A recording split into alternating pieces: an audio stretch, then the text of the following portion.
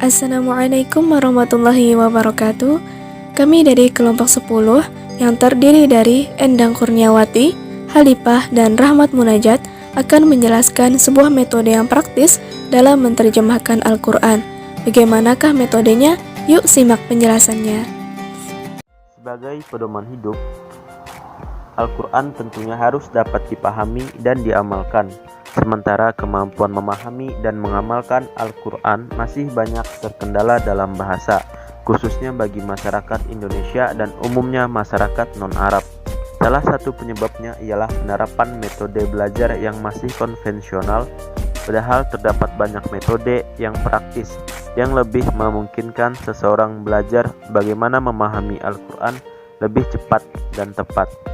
Salah satunya yaitu metode dalam menerjemahkan Al-Quran adalah metode Kurma. Metode Kurma belajar cepat terjemah Al-Quran sistem 3 hari untuk pemula. Ini menjawab keraguan sebagian masyarakat. Apa benar Al-Quran dapat dipelajari dalam waktu yang relatif singkat?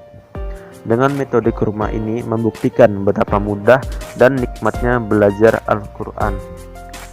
Karena Al-Quran yang terdiri dari 30 juz dan 114 surah, di dalamnya terdapat 6.236 ayat dan mengandung sekitar 77.865 kosakata. Jika melihat hitungan seperti ini, mungkin banyak yang berpikir bahwa sangat susah untuk memahami Al-Quran yang tampak besar dan susah dipahami. Namun, jika diteliti dengan metode yang tepat, di dalam Al-Quran terdapat 300 kosakata yang berulang, sehingga 60.000 suku kata yang mempresentasikan sekitar 75% kosakata yang ada di dalam Al-Quran. Ada yang menemukan bahwa terdapat 100 kosakata yang berulang sampai 40.000 kali, dan ini menunjukkan bahwa jika seseorang menguasai 100 kosakata tersebut, maka telah memahami sekitar 50% dari seluruh kosakata yang ada di dalam Al-Quran. Metode Kurma merupakan sebuah metode yang diterbitkan oleh Ustadz Ambaya Abu Fatim, yang mana berangkat dari pengalaman belajar beliau selama 15 tahun di berbagai tempat dan lembaga-lembaga Al-Quran. Metode Kurma adalah pembaharuan dari metode Al-Bana, yang mana artinya Al-Bana itu membangun, dan berawal dari metode Al-Bana ini menjadikan metode Kurma yang ditujukan agar membangun masyarakat untuk lebih mencintai Al-Quran. Lalu, bagaimana sih penerapan dari metode Kurma ini? Menerjemahkan Al-Quran dengan metode Kurma ini dalam pelatihannya dilakukan selama 3 hari, dan dalam 3 hari tersebut ditargetkan sudah bisa menerjemahkan Al-Quran, sehingga metode Kurma ini dikenal dengan belajar cepat terjemah Al-Quran dengan sistem 3 hari. Metode ini memberikan pembekalan kepada setiap orang yang ingin menerjemahkan Al-Quran. Jadi, di dalam metode ini, para peserta diajarkan untuk menghafalkan kosakata-kosakata yang ada di dalam Al-Quran, baik itu kosakata yang terulang ataupun kosakata yang populer di dalam Al-Quran. Kosakata-kosakata tersebut dihafalkan dengan lagu-lagu yang disesuaikan, kemudian diulang-ulang sehingga para peserta pembelajaran itu tidak merasa bosan, dan metode ini terkesan praktis dalam menghafalnya. Pertama, peserta akan diajarkan tentang huruf-huruf yang bermakna dengan melihat kepada buku panduan yang ada, yang mana huruf-huruf yang bermakna itu telah diklasifikasikan dalam tabel-tabel yang disertai dengan warna-warna tertentu. Selanjutnya, diajarkan tentang isim-isim atau kata benda, dan kemudian dikenalkan tentang rumus-rumus fi'il, baik itu awalan fi'il, awalan dan akhiran, rumus mengenal fi'il, rumus amar, rumus nahi, dan seterusnya. Yang pertama, peserta dikenalkan tentang huruf-huruf yang bermakna. Huruf terdiri dari huruf athof, huruf jar, huruf taukid, huruf nida, huruf nafi, huruf nasab, huruf jazam, dan lainnya.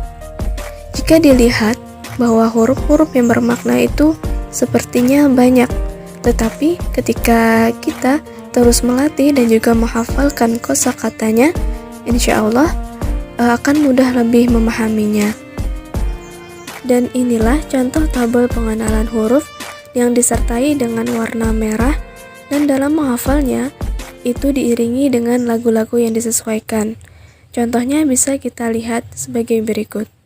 Apakah ala ingatlah ila kepada didengarlah untuk ala di atas si di dalam min dari ka seperti lam tidak ma tidak la jangan inna sesungguhnya illa kecuali idza apabila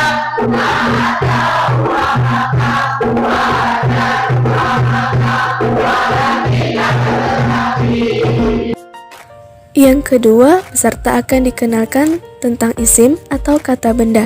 Isim terdiri dari isim dhamir atau kata ganti, isim isyarah atau kata tunjuk, isim mausul atau kata hubung, isim zaraf atau waktu dan tempat. Dan inilah contoh tabel dari isim, yang mana dalam tabel tersebut disajikan terdapat gambar-gambar yang menyesuaikan dengan kosakata yang dihafalkan, sehingga dalam tabel tersebut terkesan menarik dan lebih mudah untuk mengingatnya. Sebagai contoh dari penghafalan isim, bisa kita lihat contoh berikut ini. Sawaun sama saja, kolbun kulubun hati, nasun manusia, nafsun anfusun jiwa, sam'un pendengaran, basarun penglihatan, ghisyawatun tutup, maradun penyakit. Selanjutnya yaitu fi'il atau kata kerja. Fi'il dapat dikenali dengan cara yang paling sederhana, yaitu apabila terdapat suatu kata di dalam Al-Quran yang bukan huruf dan juga bukan isim, maka itulah yang dinamakan dengan fi'il. Kemudian, apakah ada kelebihan dan kekurangan dari metode kurma ini?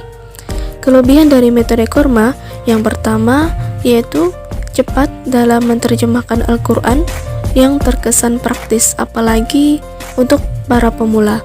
Yang kedua, mudahnya dalam menghafalkan kosakata yang bermakna, karena dalam menghafalkannya itu disertai dengan lagu-lagu yang disesuaikan. Yang ketiga, mudah dalam menentukan bentuk kata yang bermakna di dalam Al-Quran, apakah itu isim, apakah itu huruf, apakah itu fi'il. Yang keempat, mengetahui akar kata atau mujarrad dari setiap kosakata yang ada. Kemudian kekurangannya, di dalam metode kurma ini tidak ada teori yang menjelaskan tentang apakah itu isim, apa itu fi'il, dan apakah itu huruf. Karena bagi orang awam atau bagi pemula yang baru belajar membaca Al-Quran, mereka tidak akan paham karena tidak ada penjelasan secara rinci tentang isim, fi'il, dan juga huruf. Terima kasih, semoga bermanfaat. Wassalamualaikum warahmatullahi wabarakatuh.